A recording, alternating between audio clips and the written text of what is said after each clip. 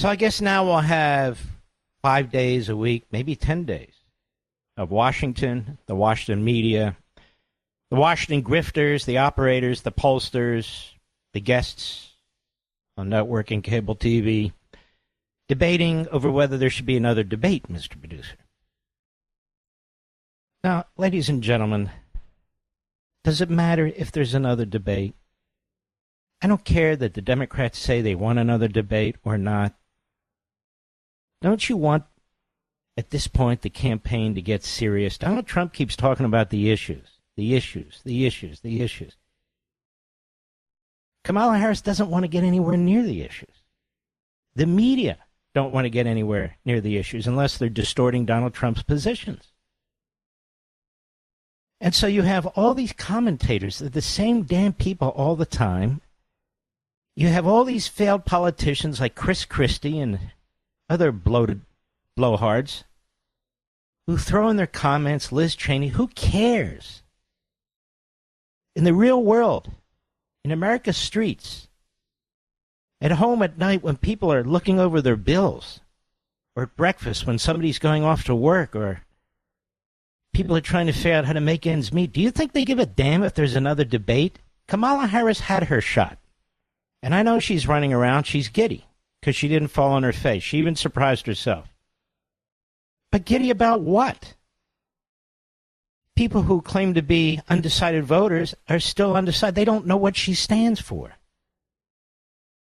Because it's a two-track effort on the behalf of that campaign, which is she's a Marxist Islamist, but she doesn't want to reveal her position on the issues because either she shows herself to be a flip-flopper, and she's not really a flip-flopper, she's a liar, or she has to be pressed on her positions. She doesn't want any of that. So they figure, look, she's winning anyway, but she's not. It's a dead heat. That's what it is. And look what they've done to Donald Trump for it to be a dead heat. In the lead up to this election, they've tried to throw him in prison. They've tried to bankrupt him. They've tried to smear his name. They've tried to force him to spend enormous sums of money of his campaign funds on legal fees. Look what they've done. They swapped out Biden for Harris, the most undemocratic move in American history. Harris slipped into the nomination process without even having an open convention. They did it virtually. Now she wants to slip into the office of the presidency. Now she claims, I want another debate. He's running. Who gives a damn what you want? But you and I, we know what she is. That's why it's important for us to spread the word. But I want to talk about some of these reprobates in the Republican Party who basically have left the party and endorsed Harris. And I want you to think about that a second. You have Republicans who have sought your vote, who have sought your support in the past, endorsing Kamala Harris. It was the gravest danger this nation has ever faced. Who don't care what's going on the border, the slavery, the rape, the murder. Who don't care about the fentanyl coming into this country. Otherwise, why would they endorse her? Who don't care about the wars going on and the fact that Kamala Harris is an anti-Semite Islamist who's going to withhold even more weapons from Israel. They don't care. They don't care about the waiter and the waitress and the other folks out there who are really struggling. The middle class. People who work with their hands. They don't care what 4 years of a Harris presidency would do to the country. So they want to contribute to the centralization of power. They want to contribute to the monopolization of our political party system by further empowering the Democrat Party. There's a very good piece in a site called IssuesInsights.com. Liz Cheney, who recently endorsed Kamala Harris, a person Cheney described as a radical liberal just 4 years ago, well, she flip-flops too, now says there's absolutely no chance that Ronald Reagan would support Donald Trump. I campaigned for Ronald Reagan in 76 and 80. I worked for 8 years in his administration. I wasn't his closest friend, that's for sure, but I worked with him and I knew him and the people who worked with him and knew him. I don't pretend to speak for Ronald Reagan, but she sure as hell can't. She's a Bushy. And I might add, you'll notice, the Bush people, the Romney people, the McCain people, although not all, by the way, but a lot, they're the ones who are undermining Trump and in some cases endorsing Harris. A few Reaganites here and there, but the Reaganites, all in all, support Trump. Attorney General Edwin Meese, along with Attorney General Mukasey, filed a brief in support of Trump and against the independent counsel, the very existence of the independent counsel. Most of the Reaganites I know are supporting Trump and actively doing so. And so they point out there she has it exactly backwards, that is Liz Cheney. It's people like Liz Cheney and the cabal of other never-Trumpers who never would have supported Reagan when he ran in 1980. This is very interesting because I said this in preparation for my show coming up Saturday night on Fox, which will be a brand new show. Donald Trump doesn't stand for any of the things that Ronald Reagan did, Cheney said. It's another place where I would urge my Republican colleagues to really look at Donald Trump's policies, to really look at the danger that he presents, Cheney said in an interview on ABC News this week. And notice, they can't get enough of her on the media. She and the Kate Mayorka, Chris Christie. Cheney's claim that Reagan didn't support Trumpian policies is demonstrably false, and I agree with that. In his first term, Trump enacted pro-growth tax cuts, started eliminating regulations, built up the nation's military after years of neglect by Democrats. He appointed conservatives to the Supreme Court. He championed the working class. In Reagan's first term, he did likewise.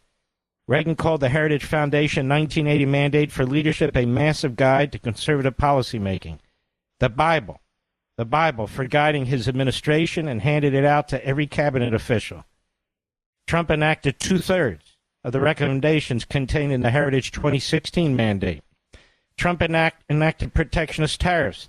Well, so did Reagan. In fact, Reagan imposed a 100% tariff on certain Japanese electronics in 1987 and forced that country to accept restraints on auto exports. He put limits on steel imports, raised tariffs on Canadian lumber, and so on. What's more, Trump signed free trade deals with friendly countries and had several in the works at the end of his term, which Biden abandoned. And Reagan was hated by all the same people who hate Trump, the media, Democrats, establishment Republicans. And I want to remind you, it took Reagan 3 shots to become the nominee of the Republican Party. He was blocked by these very same Bush-Cheney type milquetoast rhino Republicans. He was blocked. They said he couldn't win.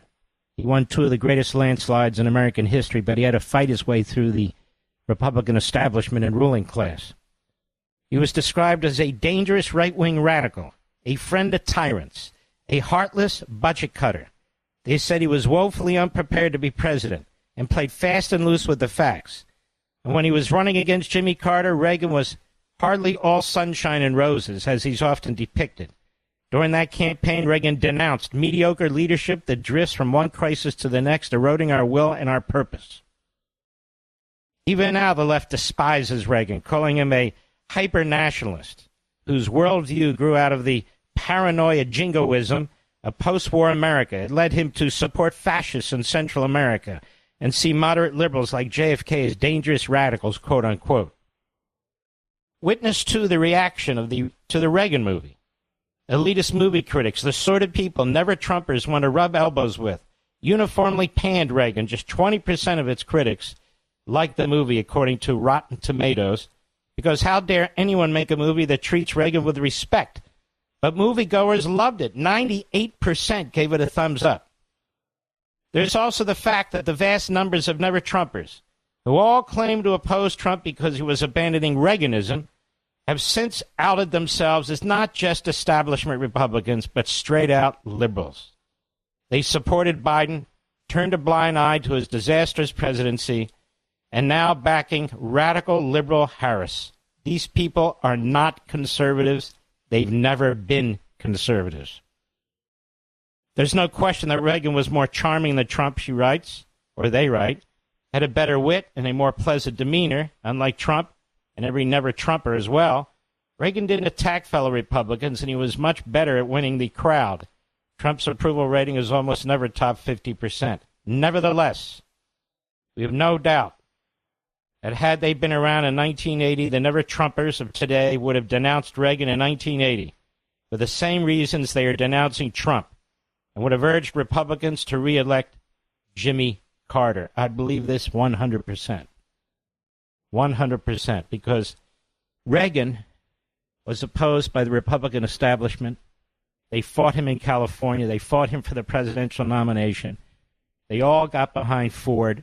Bush ran against him in 1980 to try and derail him, and almost did, but Reagan won on top.